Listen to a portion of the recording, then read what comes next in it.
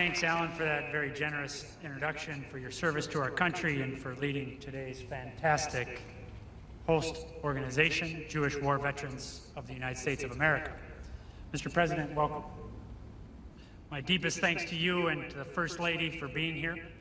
We are forever grateful for your leadership, for your unwavering support of our nation's veterans, their families, caregivers, and survivors.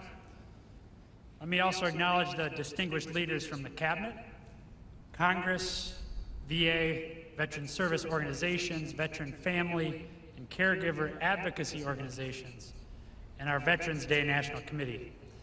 It's great to be here with you. Most of all, thanks to the veterans, their families, caregivers, and survivors with us this morning. This day is your day, and it's an honor to spend it with you. Each year, America pauses on November 11th to remember and recognize those men and women who fought our nation's wars and defended us during periods of restless peace. From the beginning of our fight for independence at Lexington and Concord to the end of the longest war in American history in Afghanistan, millions of veterans have risked their lives to preserve the democratic ideals of this great nation. We live in peace and prosperity today because of them and because of you. On this day, we must not only appreciate those great blessings and the vets who delivered them, we must also remember the terrible cost at which they came. Veterans have told us of the costs of war throughout history. In letters home from World War II, Captain George Montgomery of the 82nd Airborne Division described his experience on D-Day, writing, "I never, in my wildest dreams, knew such terror could grip your very soul." Senator Max Cleland, an indefatigable patriot, hero of the war in Vietnam, and the father of the modern VA, who passed away earlier this week, echoed that sentiment, writing, "War is as close to hell on earth as anything ever could be."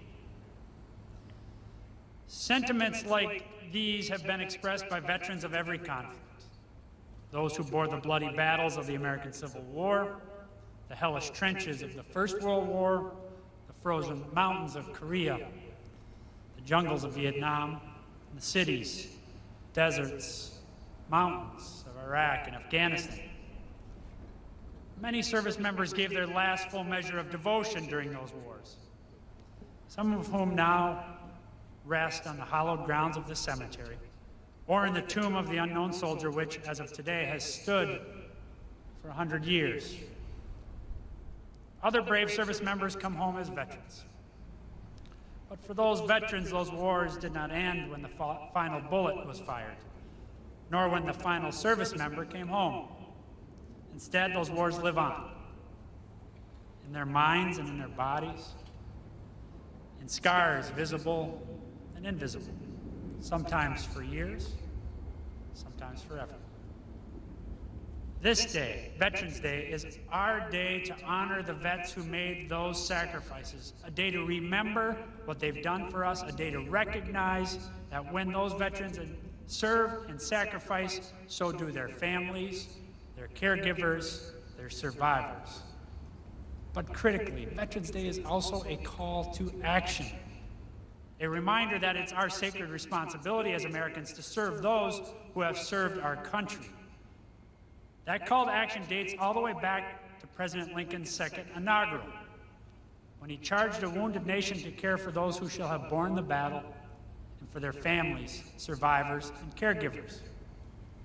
And that same call echoes today, when President Biden reminds us that our nation's most sacred obligation is to prepare and equip troops we send into harm's way and to care for them and their families when they return home. At VA, that means we're providing veterans with world-class health care, with benefits they've earned and so rightly deserve, with a lasting resting place that's a tribute to their service. And with President Biden's leadership, VA is doing exactly that, providing more care, more benefits, and to more veterans than at any time in our nation's history. But this day reminds us that it's not just the job of VA to serve veterans, their families, survivors, and caregivers. It's the job of every American.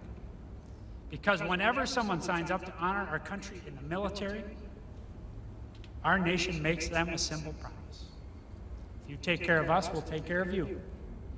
If you fight for us, we'll fight for you. If you serve us, we'll serve you when you come home. The thing is, our nation as a whole makes that promise. But it's on all of us, every single one of us, to keep that promise. There are many ways to do that. From reaching out to the veterans in your life, to lending a hand when a veteran needs help, to doing your small part to uphold the principles of democracy for which veterans have fought and bled to defend. Whatever the method, serve veterans and serve them well. Remember their sacrifices, recognize their service, and recommit and renew your pledge to them, because that is our most sacred responsibility as Americans on this Veterans Day and every day. I know of no one who keeps that promise better than President Biden. As a senator, as vice president, and now as president, and as the surviving father of an Iraq War veteran, President Biden has dedicated so much of his life to serving those who have served us.